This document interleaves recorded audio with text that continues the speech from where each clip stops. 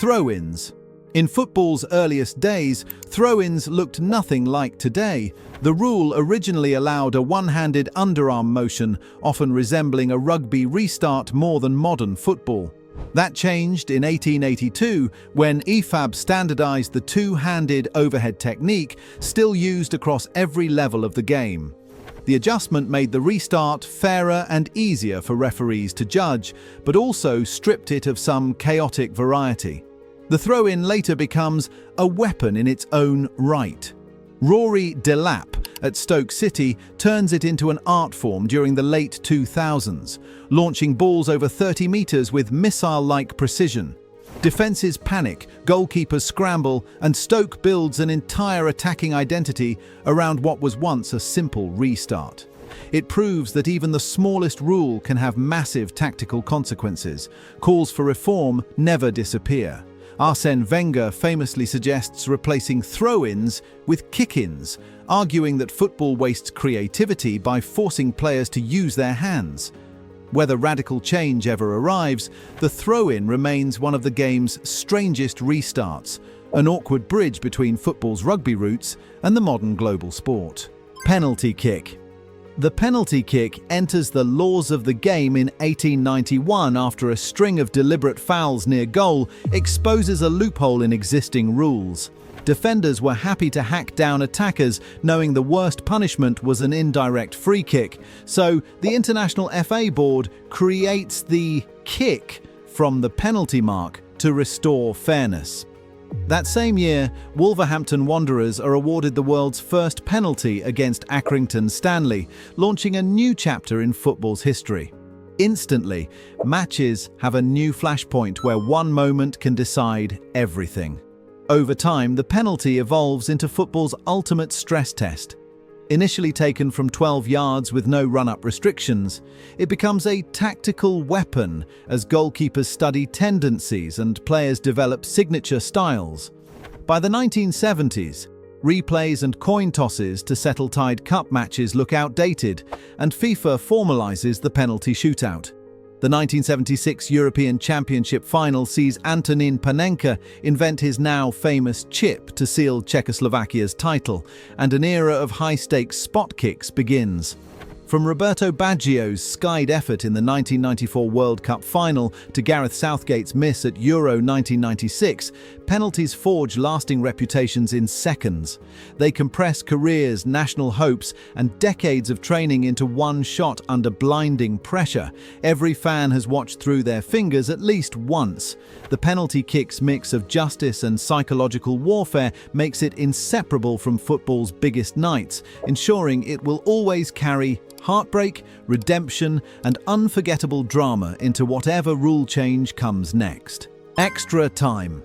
Since 1897, knockout matches tied after 90 minutes have been stretched by an additional 30, splitting the game into two grueling halves of 15 minutes each.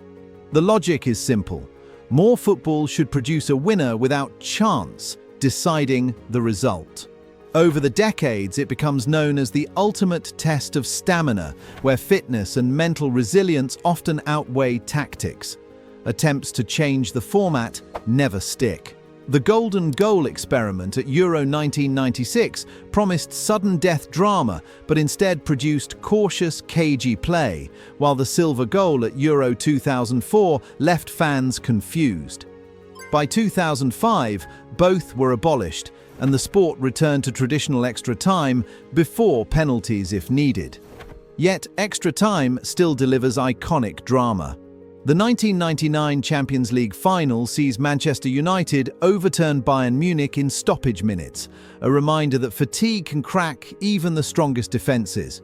Critics argue the 30-minute extension is outdated and should be scrapped for direct penalties, but its cruelty is also its value. Survival here makes legends. Match duration. In 1897, IFAB sets the standard: football matches last 90 minutes. The structure gives the game global uniformity, with two 45-minute halves that remain untouched for more than a century. Stoppage time, first introduced in 1891, adds flexibility to compensate for delays, ensuring that goals, injuries, and substitutions don't rob fans of action. By the 2022 World Cup in Qatar, stoppage time balloons to unprecedented levels. England's opener against Iran stretches beyond 117 minutes as referees strictly apply new guidelines. Supporters marvel at the extended drama, but players complain about fatigue and distorted rhythms. The shift highlights a growing tension between spectacle and fairness. Debates over time-wasting fuel calls for an effective time model. Proposals for a 60-minute stop clock, where the clock halts whenever play stops, gain traction. Whether adopted or not, the argument proves that even something as basic as how long a match lasts remains contested territory in football's evolution. Offside. The offside rule enters football in 1863, when the original laws of the game are drafted, and it immediately shapes how teams attack. At first, an attacker needs 3 defenders between himself and the goal line at the moment the ball is played, effectively strangling forward play and forcing a slower rugby-style game. By 1925, the International FA Board cuts that requirement to 2 defenders, and the impact is instant. Average goals per match in England jump from 2.6 to more than 4 in a single season. That change rewrites tactics overnight, dragging centre-halves deeper and creating space for wingers and through balls that didn't exist before. Across decades, the rule becomes the sport's heartbeat, constantly redrawn to keep pace with innovation. In the 1990s, the active-inactive attacker distinction appears, allowing onside runs to continue even if a teammate is flagged, while Italy's catenaccio and England's offside trap rise as defensive countermeasures. By the 2000s, the conversation shifts from tactics to technology. VAR arrives and introduces armpit offsides, decisions made by millimeters that frustrate fans and players alike. Forwards celebrate a goal only to wait in silence as lines are drawn on a screen. Today, FIFA experiments with a daylight rule, requiring clear space between attacker and defender, to restore clarity lost to micro-measurements. The constant tinkering shows why offside isn't just a technicality, but the engine of football's evolution, shaping formations from the WM of the 1930s to high defensive lines under Klopp and Guardiola now. That tug-of-war between fairness, flow, and spectacle sets the stage for the next major rule shift. Substitutions. Substitutions first appear on football's biggest stage at the 1958 World Cup in Sweden.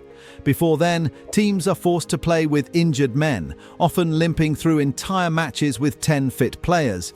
The initial rule allows only one change, usually reserved for injuries, but the door is now open for tactical flexibility. Managers slowly realize how even a single fresh player can swing momentum late in games. By the late 1980s, Arrigo Sacchi at AC Milan uses substitutions not just for fitness but for strategy, altering pressing intensity and match tempo. FIFA expands the allowance in 1995, increasing from 2 to 3 substitutes, which immediately changes squad-building priorities. Depth becomes more valuable, and players once considered bench options now have the chance to decide trophies. Think of Ole Gunnar Solskjaer's 1999 Champions League final winner as the ultimate example. The COVID-19 pandemic accelerates another massive shift. To protect player health during congested schedules, temporary rules expand the limit to 5 substitutions in 2020. By 2022, that adjustment becomes permanent, cementing squad depth as a decisive weapon in modern football. Title races across Europe increasingly hinge not just on starting 11s, but on which team can summon the stronger bench. Away goals rule. UEFA introduces the away goals rule in 1965, designed to reward attacking play on foreign soil. The idea is simple. If teams are tied on aggregate, the side with more away goals advances. Its inspiration comes from Tottenham's clash with Benfica in 1962, where Spurs felt robbed despite matching their opponent's scoreline across 2 legs. For decades, the rule shapes tactics. Teams often play cautiously at home, knowing that even a single conceded goal could count double.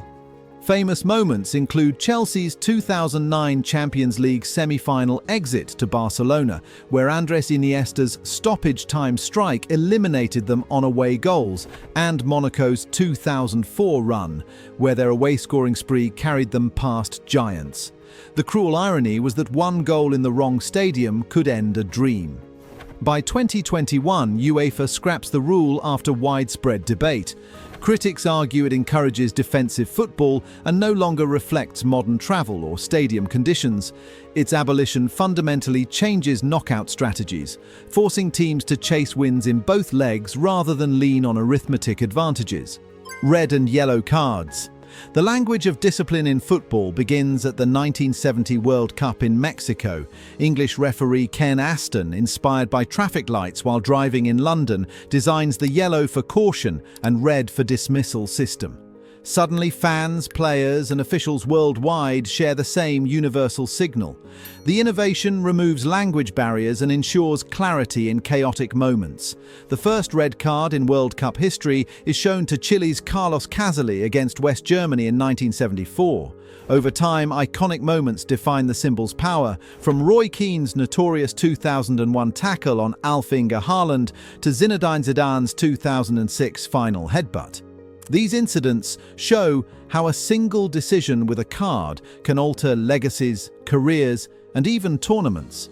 Debates continue about introducing an orange card for fouls, deemed too harsh for yellow but not quite red. Yet despite experiments, the two-card system remains untouched. More than half a century later, Aston's invention is still football's clearest common language, instantly understood from Sunday League to the World Cup final. Penalty shootout. The first official shootout arrives in the 1970-71 European Cup, replacing the randomness of coin tosses that once decided who advanced. A test run between Manchester United and Hull City proves the drama instantly works. Clear, brutal, and unforgettable. From then on, knockout football gains a new layer of tension. The defining early moment comes at Euro 1976. Czechoslovakia's Antonín Panenka chips the ball softly into the middle of the net against West Germany, inventing the Panenka and forever linking his name to courage under pressure. That single kick shows how penalties can become both theatre and humiliation. The rule changes football's psychology. No longer do replays drag tournaments out, and no longer does a coin flip decide fates. Instead, players must face the most personal test in the sport. 12 yards, 1 ball, and the weight of a nation. Official ball. The 1970 World Cup in Mexico introduces the Adidas Telstar, the first standardized tournament ball. Its black and white panels are designed for television visibility, instantly becoming football's global image. For decades, standardization eliminates local advantages, forcing every team to adapt to the same conditions on the world's biggest stage. But technology also brings controversy. The Jabulani in 2010 gains infamy as players complain of its unpredictable flight path, with goalkeepers calling it a beach ball after multiple long-range blunders. By contrast, the 2018 Telstar includes an NFC chip, letting fans connect with the ball through smartphones. Proof that marketing now matters as much as playability. Today, every World Cup ball undergoes rigorous scientific testing in wind tunnels and labs. What started as stitched leather has become aerospace-level equipment, and each new release sparks debate before a ball is even kicked. 3 points for a win. England introduces the 3-point system in 1981, replacing the old 2-point reward. The goal is simple: encourage attacking football by making wins far more valuable than cautious draws. Liverpool, already a dominant force, are among the first beneficiaries in the English top flight, turning narrow victories into title-securing advantages. By 1995, FIFA adopts the rule worldwide, and the impact is immediate. Average goals per game rise as teams chase late winners instead of settling for stalemates. Managers are forced to gamble tactically because a single win now erases the value of 2 draws. The final minutes of matches suddenly matter more than ever before. Critics argue the system favors richer clubs who can afford to take risks, widening the gap between giants and smaller sides. Yet over time, resistance fades, and the 3-point reward becomes ingrained as a core element of modern football's competitive structure.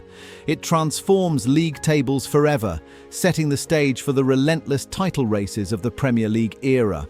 Backpass rule. The backpass rule arrives in 1992, born directly from the ugly spectacle of Euro 1992. Teams repeatedly kill games by rolling the ball back to their goalkeeper, who simply picks it up, wasting minutes at a time. Denmark still managed to shock Europe by winning the tournament, but the endless defensive passing sparks outrage among fans and officials. FIFA acts swiftly. From now on, a goalkeeper cannot handle a deliberate backpass. That single change forces an entire position to evolve. Suddenly, keepers must control the ball with their feet, distribute under pressure, and join the build-up. The rule eliminates time wasting but also accelerates the game itself, raising the pace of attacks and punishing sloppy defenders. Coaches at every level scramble to adapt, and the role of the sweeper keeper is born almost overnight. By the 2000s, goalkeepers like Edwin van der Sar and later Manuel Neuer show how powerful this transformation can be. Neuer, in particular, redefines the craft by charging out of his box, tackling strikers, and spraying passes like a midfielder. What began as a reaction to tedious football ends up as a cornerstone of the modern tactical era. The backpass ban doesn't just speed up play, it permanently changes what it means to be a goalkeeper. Golden and silver goal. UEFA introduces the golden goal at Euro 1996, hoping to add sudden death drama to extra time. The idea pays off instantly. Oliver Bierhoff scores against the Czech Republic in the final, ending the match on the spot and handing Germany the trophy. That moment becomes the first golden goal to decide a major tournament. The experiment continues into the early 2000s, but the spectacle proves inconsistent. Matches often became cagey, with teams afraid to concede rather than eager to win.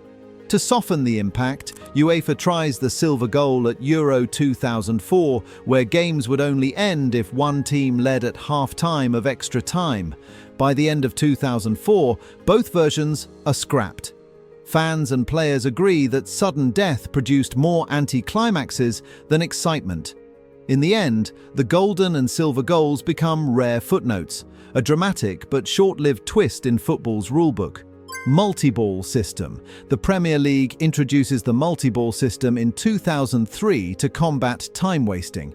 Instead of waiting for a single ball to be retrieved, ball boys are stationed with instant replacements around the pitch. The effect is immediate: fewer delays, higher tempo, and fewer excuses for games slowing to a crawl in the final minutes. Managers quickly learn how to exploit it. Jose Mourinho at Chelsea famously encourages ball boys to speed up or slow down depending on the match situation. Rival fans accuse him of gaming the rule, while his own supporters call it clever game management. It turns out even kids on the sideline can influence title races. The system gains renewed attention during the COVID-19 season in 2020, when debates about fairness arise as empty stadiums and reduced staff limit how consistently multiball can be applied. Still, the rule sticks. A small tweak meant to save time ends up reshaping football's rhythm, making the modern game relentlessly fast from whistle to whistle. Goal line technology. Frank Lampard's strike against Germany in the 2010 World Cup crosses the line by half a metre, yet the goal is never given. England are eliminated 4-1, and outrage forces FIFA to act after years of stubborn resistance. The mistake highlights how one missed call can alter entire tournaments. The technology is first trialled at the 2012 Club World Cup, with positive results convincing officials to expand its use. 2 years later, the system makes its World Cup debut in Brazil, when France's goal against Honduras is confirmed within seconds, setting a precedent for precision at the highest level. Using Hawkeye cameras, the referee's watch buzzes the moment the ball fully crosses the line. No arguments, no delays, just instant certainty. After a century of disputed goals from Wembley 1966 to Anfield controversies, football finally closes the door on its most famous debate. VAR. Video technology enters football at the 2016 Club World Cup, where referees test the idea of reviewing goals, penalties and red cards on replay. 2 years later, the system debuts on the biggest stage, the 2018 World Cup. France's group match against Australia produces the first ever VAR-awarded penalty, converted by Antoine Griezmann. From that moment, the game will never look the same. By 2020, the Premier League records 109 overturned decisions in a single season. Offsides measured by millimeters and slow-motion reviews of handballs ignite weekly arguments. Supporters feel robbed of spontaneous joy, waiting for confirmation before celebrating goals. Managers and players also adapt, learning that one unnoticed detail can still be punished minutes later. The debate splits football. Some argue VAR ensures justice, others claim it sacrifices drama for precision. Either way, the rule reshapes culture itself, redefining how goals are scored, celebrated and remembered. Kickoffs. For more than a century, the opening whistle forced one direction. Until 2016, every kickoff had to move the ball forward, a symbolic push toward the opponent's goal. IFAB's rule change scraps that tradition, allowing the ball to travel in any direction at the start of play. Tottenham become the first Premier League club to exploit the tweak, rolling the ball backward from the centre circle. The adjustment looks minor, but it transforms strategy. Teams suddenly use kickoffs to launch direct long balls, reset tactically into possession structures, or bait pressing traps right from second one. What once felt like a formality becomes a weapon. The small change in 2016 ripples across football, showing how even the simplest rules can unlock entirely new dimensions of the game. Handball. Few laws in football create more fury than handball. In 2019, IFAB rewrites the language, insisting any unnatural position of the arm could be punished regardless of intent. The shift sparks chaos as defenders penalised for accidental touches suddenly alter the rhythm of entire matches. The sterling goal for Manchester City against Spurs in the 2019 Champions League quarter-final is the flashpoint. VAR rules the ball brushes Aymeric Laporte's arm in the build-up, wiping out what seemed a last-gasp winner. Fans and pundits rage, pointing to inconsistency and the impossibility of defenders running with arms glued to their sides. The debate stretches back further. Luis Suarez's infamous handball on the line in the 2010 World Cup denies Ghana a semi-final place and fuels arguments over fairness versus cynicism. More than a decade later, referees still wrestle with balancing intent, advantage, and spectacle. Every season, the handball law returns as football's most argued interpretation.